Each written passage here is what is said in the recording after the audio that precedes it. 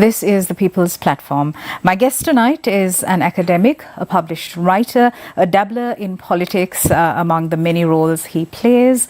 I'm pleased to welcome to the studio Professor Rajiva Vijay-Singha. Good evening to you, Professor. Good evening. Professor, as the country attempts to grapple with the economic hardships at hand, we've seen how the government has taken certain measures to sort of alleviate the economic hardships. For example, the Aswasuma program. There's an IMF program that is currently ongoing, inter alia. However, simultaneously, there's a view that the civic space for expression, assembly, dissent is in fact shrinking. How would you weigh in on this? Well, with regard to that, of course, it's shrinking because there are very, very tough measures taken against any form of protest or dissension. We read occasionally of, as it was security forces dealing with protests, but there are many more that we don't deal with. You know, the police have almost daily to deal with pickets. I was at Inland Revenue the other day and I saw a massive notice about a protest taking place outside there the next day. Now, none of these is at the moment particularly large in comparison with what happened last year with regard to the Aragalaya. But one reason for that is that things are still not quite focused on the real issues, and people have realized after last year that the Aragalaya also failed to focus on the real issues and therefore led to a solution that is no solution at all. And I think recently a poll said that most people felt the Aragalaya had not achieved its aims, which is quite true if you take the Aragalaya as a serious attempt to ensure some form of, let's say, radical reform of a system that had basically screwed the people for several years. What happened is they simply changed the man at the top, but have exactly the same government as before. And so the plundering, the corruption continues, and unashamedly. So there's really nothing that has moved, because I don't think the hardships have been relieved at all. Yes, there are programs for handouts. There have been programs for handouts for many, many years. These haven't really achieved anything. There was an effort when Janasavya was first set up to actually make it a productive program, you know, with a compulsory savings element, with efforts to involve training and so on. And that really should be the purpose of such programs, to alleviate hardships, yes, but also to make sure that those in a state of difficulty can, in a sense, resolve their own problems in time. It's to give them the helping hand they need, which is precisely what things like IMF and World Bank loans are meant to be. They are meant to support a country to be able in time to support itself. But as we know, that has never happened. An IMF loan means that 2 years later we go back for another IMF loan. There's hardly ever been a story of successful use of borrowed resources to develop an economy. So if we take things like Aswasuma following on Samruddhi, what really happened is, particularly with regard to Samruddhi, it got hijacked in being a tool for political handouts. You know, I know several people in the villages in which I work and have lived in who talk about Samruddhi Hadanawa. You talk to some politician and he makes Samruddhi for you. It's not a question of the deserving poor. And you know that it's not horror stories of people who, you know, have income which is quite large and continue to get this sort of additional support and feel hard done by if they don't get it. And conversely, there are people who really need it, who don't get it because they don't know the right people. It's all a question of hadanawa. It's not a question of testing it. It's also not a question of looking at what happens with the money given out, which is precisely what should also happen with things like the World Bank and the IMF loans. And of course, to me, the real tragedy of the last 3 months is, you know, we're told about this IMF loan. We still haven't been able to pay back Bangladesh. You know, we've asked for another extension, 6 months. But the real tragedy is I don't see anything productive being done with the money that we've got. It's being used to service loans. It's being used to keep up the massive expenditure. And it also goes hand in hand with certain formulas that are really not so much even the IMF, because the IMF has become slightly more enlightened than in the old days, but is a kowtowing to the friends of the current president. So, very sadly, for instance, you saw the claim that the debt restructuring, domestic debt restructuring, is an IMF requirement. It isn't. In fact, this excellent organization called Verite Research fact-checked the claim by Udaya Gamanpille and said that he was quite correct, that it wasn't an IMF condition, but it was rather a condition of the club of lenders, that is the private sources of funding, to which we turned in to a massive extent in the post-2015 scenario. Because if you remember, up till 2015, the big debt that government took on was at fairly low interest rates. It was governed by what some people call private placements, it more correctly direct placements, because the rates were fixed on the basis of an auction. And with Arjuna Mahendran and his crookedness, all that exploded. And the rates shot up massively, at which point these people who belong to this so-called Paris Club, it's mentioned in the Verite report, came like hawks to lend us money at large interest. But of course, one of the reasons why interest rates go up is when there is a risk. Now, what we have done now is sort of told them, yes, don't worry about the risk, because we have reduced the risk for you. Instead of you having to take a cut, which is a result of the massive amounts that we owed during that period, we'll actually cut the interest that is obtained by the pensioners in this country. Mm-hmm. It's an outrageous mechanism.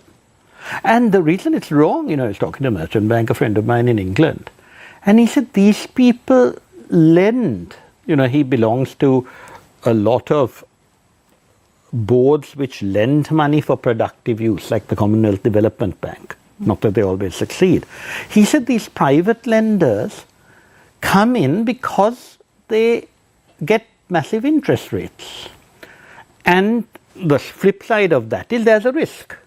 Now, what we have done is told them, yes, there was a risk, but you will not suffer from the risk. The local Sri Lankan pensioners will suffer. And what my friend told me is, don't worry, if you tell them they're not going to get X rates, they're going to get this. They may grumble. They'll bully people who are easily bullyable, like Ranil Wickremesinghe. But if Ranil stood up to them, they'd come back for more because they're still getting bigger rates. Professor, at the beginning of the conversation, you said that the real issues have been ignored. What are the real issues you're talking about? Well, the real issues that came up last year with the Aragalaya were the perception that the governance of this country was in a complete mess, because it was very arbitrary. It was decisions taken by a purportedly elected group of people, but in a context in which there was absolutely no accountability. And the situation was made worse because for the first time you had what I would call a genuine dichotomy of power between the president and the prime minister. Because their friends all complained that the reason this wonderful president couldn't act was because the people who are surrounding Mahinda, and the people surrounding Mahinda said, you know what to do, go to make decisions without asking us. So, there was an element of truth in both those. But it's the classic Sri Lankan situation of how do you divide power? You take this lot and do whatever you like, and you take this lot and do whatever you like. It's not you make certain decisions having consulted these people, and these people make decisions having consulted them. There's not enough consultation going on in this country. Right. Parliament was completely emasculated. And Parliament has been emasculated. I remember when I got into Parliament, I thought, this is a place where people debate, discuss things.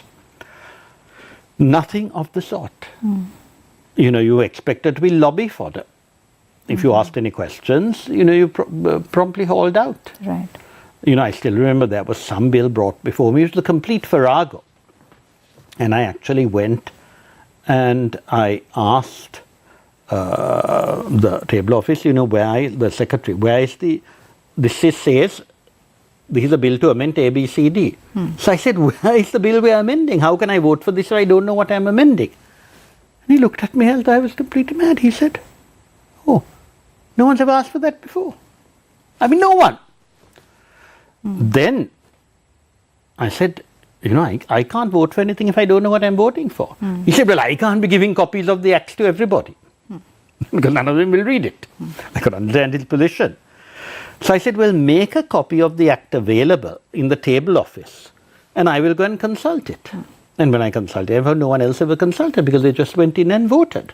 And I found that it said, this is an amendment to Act number such and such, as amended in such and such, and amended in such and such. And when I looked all at that, it was complete nonsense because they had left out one line. She said, what does this mean? Nimal Siripal, leader of the House, didn't have a clue what I was talking about. I mean, he doesn't, poor man. He's clueless. Then I told Basil, who really ran things, I said, why are we doing this? Why don't you accept the position that you cannot amend an act endlessly? If there are 2 or 3 amendments, you should publish the whole new act. And in these days of computers, it's very easy. So that I, the MP, know what I'm voting for. No, that's not the way they do it. Basil doesn't know what goes on in the rest of the world. And this system was happened in Britain long before computers were invented. Now in any country, a new bill is presented to you. If there's a simple 1 or 2 amendments. So Parliament is not Parliament. They talk about Parliament being in control of finance. Do people read these bills? And one of the reasons for this, again I compare it, I'm sorry to compare it, I sound like a very old man, which of course I am. The Parliament of the 60s, where they read their briefs right through. Very few people do that. Let me tell you that Mahinda Rajapaksa, when he became Minister of Labour, he read his briefs. Mahinda Samarasinha, the minister for whom I worked, knew what he was talking about. His successor didn't read anything. He was just incapable of knowing what was going on. All he wanted to do was use the ministry to give jobs to people. Now, all that has happened because of our rotten electoral system. One of the things that horrified me in 2015 is Maithripala Sirisena pledge to reform the electoral system. Everyone agrees that the electoral system should be reformed. Ranil Wickremesinghe was against it. Mahinda Deshapriya told me, make a lacing karanna puluwan, we can do this easily, but the Prime Minister doesn't want it to happen. Because it is with this system that he gets rubbish into Parliament. Because they're totally dependent on the party. You see, if you had a mixed system, the constituent MP is a responsible MP. The party will choose a good person because he has to be the best to contest the best person from the other side. Now, the party puts forward 20 names for the whole district. The other party puts forward 20 names. The voters don't know the most 20. They vote for name recognition. So the children of former politicians get in. Actors and actresses get in. Journalists get in. Because you recognize the name. Criminals get in. Or not criminals, people have been accused of crimes. If you go to jail, your name is highlighted. A case is Tevarapperuma. He was put in jail. Personally, I think it wasn't very fair that he was put in jail. But that is what catapulted him into defeating more able people in the Kaluthura district way back in 2010. So this electoral system has to go. But when Aragalaya wants to complain about a consequence and made a slogan called Go to Go, I remember writing at the time, even to my dear friend Danja Tilaka, who had a hatred of Gota that parallels that of Colombo 7. I said, you can't say Gota must go till you know what will come after him. And that is the least of your worries. Because frankly, when the protest started against Gota, he didn't use violence in a way he might have. There are now people who say the army didn't listen to him, etc., etc. I don't really know. But you didn't have the sheer thuggery that has been used in the last year. You remember soon after Ranil became president, you had situations of people wearing masks and things attacking protesters. Now this takes you back to 1983. It takes you back to the attacks on the Tamils. Before that, it takes you to the attack on the striking workers of 1980. It takes you back to what happened in 1981 when the Jaffna Public Library was burnt and thugs marauded in the streets of Jaffna. You see, so we're coming back to that, and we thought we'd escaped it. So it really is a complete mess, and I don't see anything positive happening. All right. After this short commercial break, hopefully we can be a bit more positive. We'll be right back.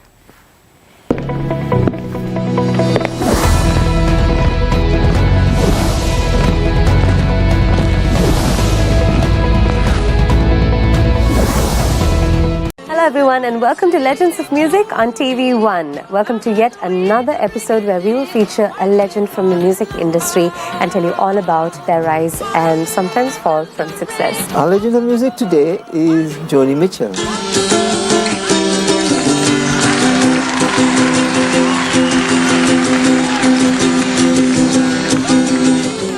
She's a Canadian-American musician, producer, and painter. She's one of the most celebrated singer-songwriters of all time, first emerging in the folk scene of the 1960s.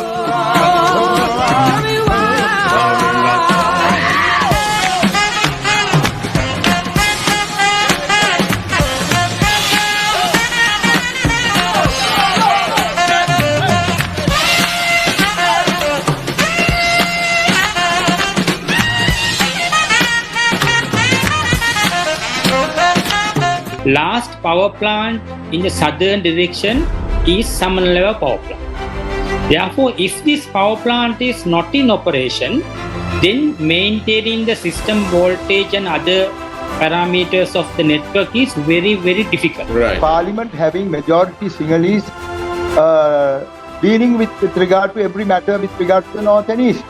That had been our problem as far as the political problem is concerned. Kill time. And our crop, 30 billion crop will be wasted, 30,000 families will be wasted and will be affected. And you can see multiple questions. At a time, countries, economies having the deepest trouble in our history. They say the inflation is down. No, the inflation is not down. Inflation has been contracted. It has been forcibly suppressed. Do you think if you have the elections tomorrow, all your problems which you are talking about will be solved? Could be solved overnight? No. You can't do that way. We need stability. There are no properly elected members for the provincial councils to devolve power. How can someone devolve power without having properly elected members for the provincial council? Newsline, Monday to Friday at 8:30 p.m. on TV1.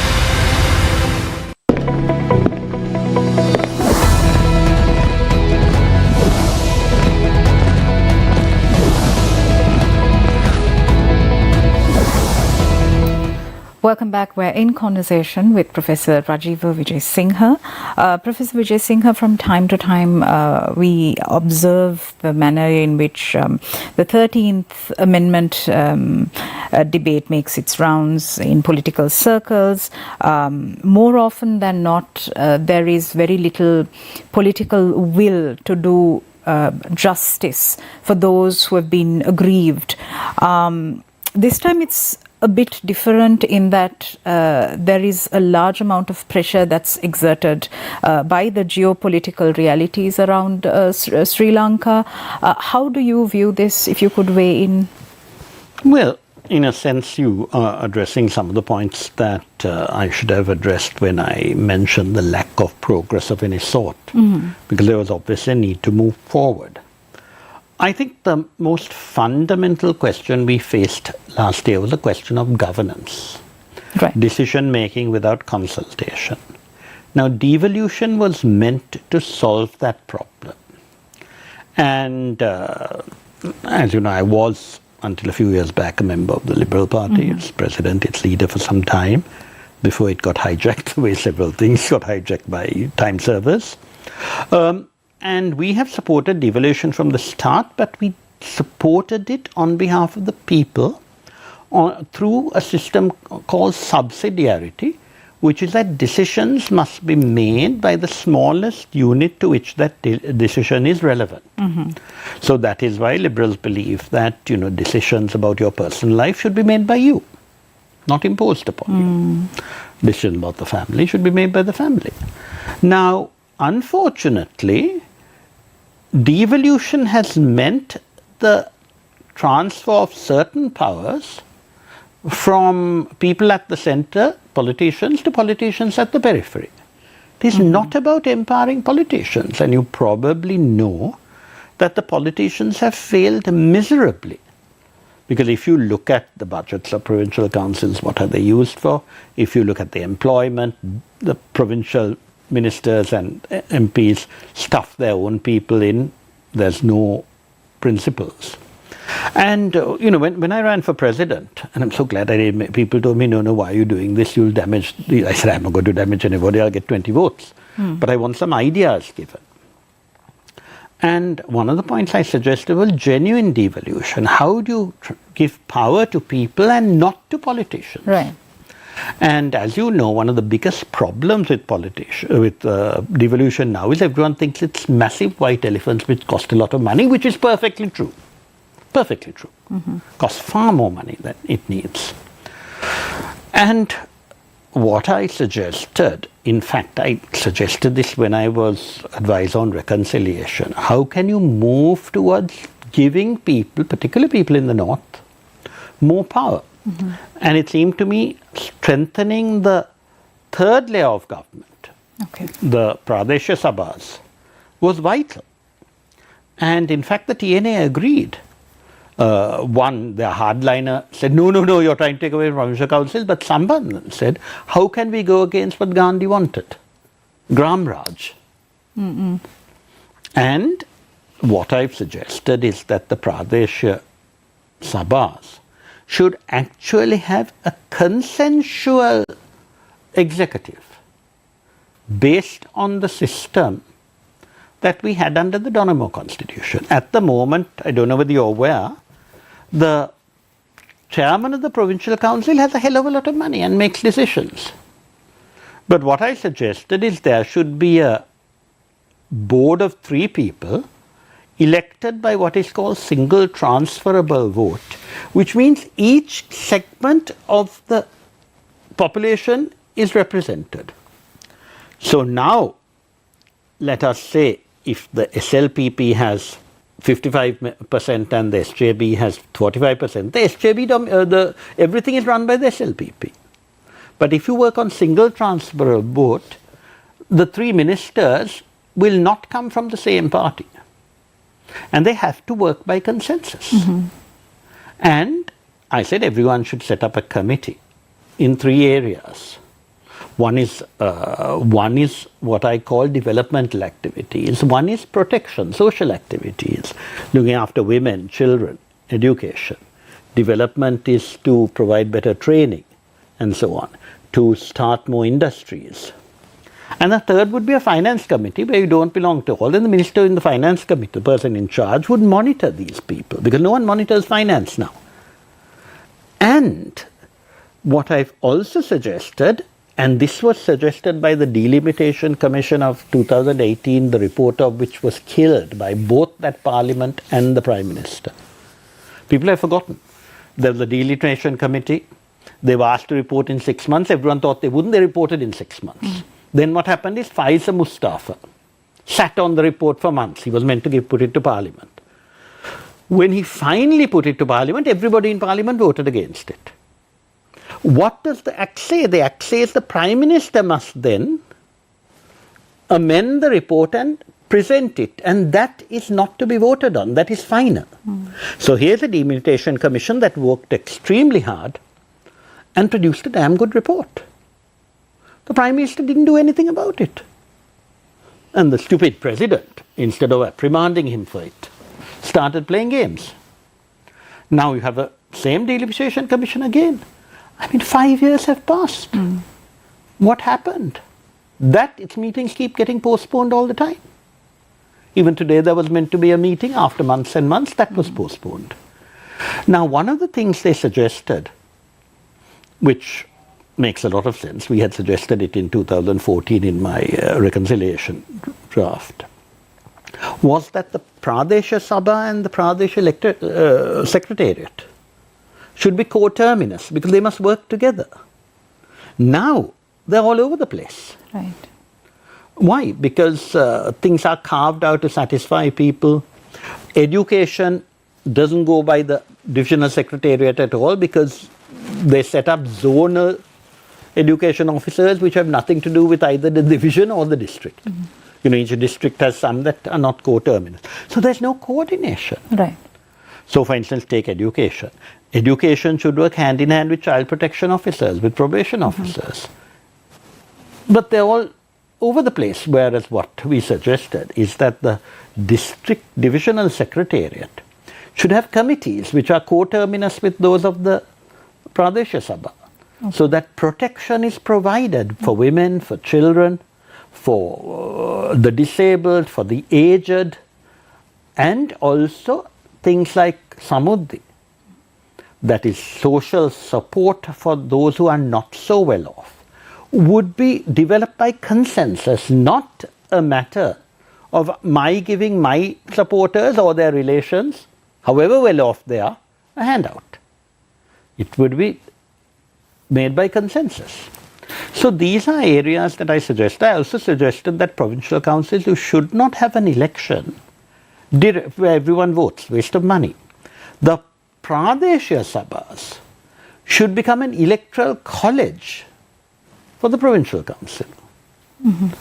So the provincial council would come from the people, and you wouldn't have the vast expenditure every year, and you wouldn't have layers and layers of politicians.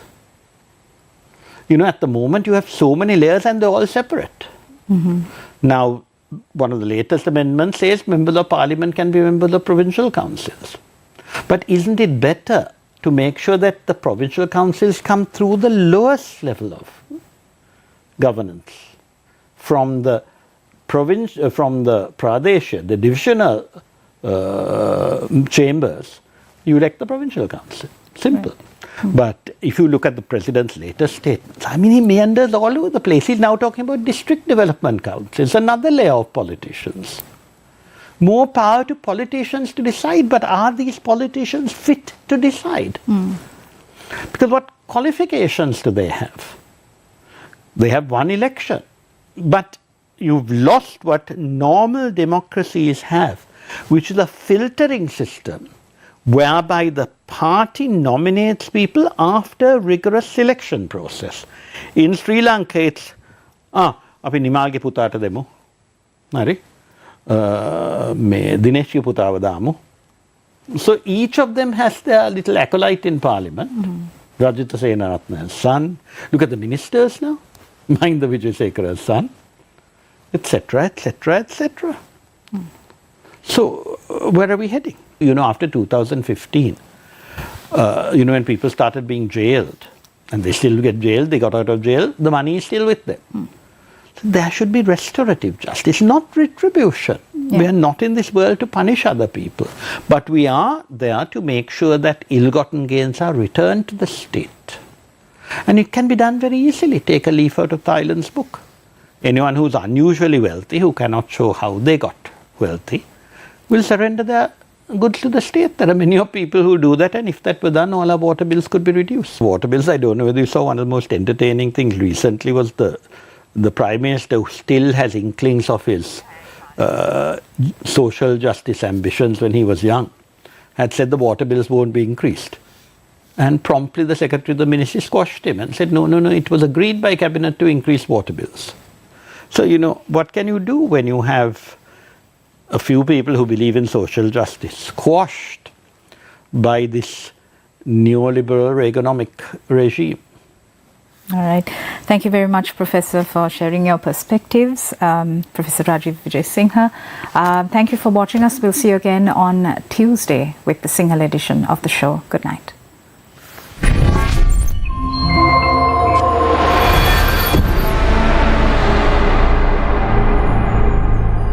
corrupt regime should be changed. And it's not about a reference to a single regime.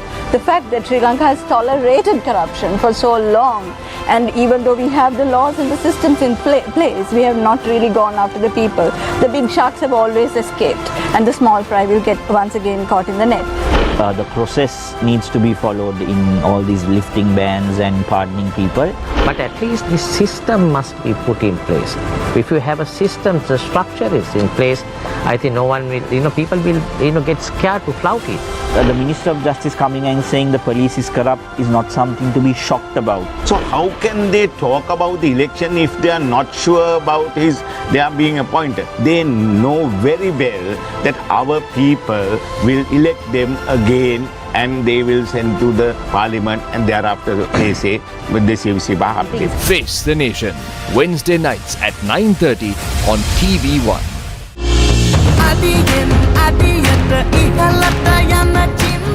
Gametta laid the foundation stone for a water purification plant for the people of Unapana in Padyatalava, Ampara. Gametta.